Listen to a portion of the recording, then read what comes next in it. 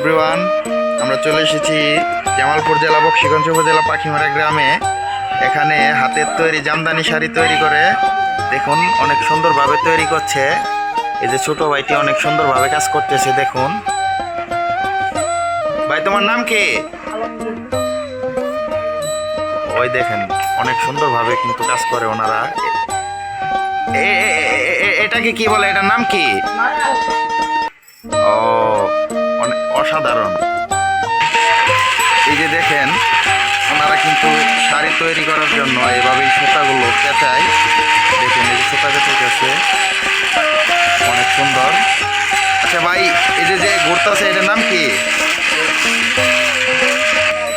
এই যে আপনারা দেখতে পাচ্ছেন কারিগররা কিন্তু দুইটি কাপড় কেটে এভাবে তারের মধ্যে ঝুলিয়ে রাখছে।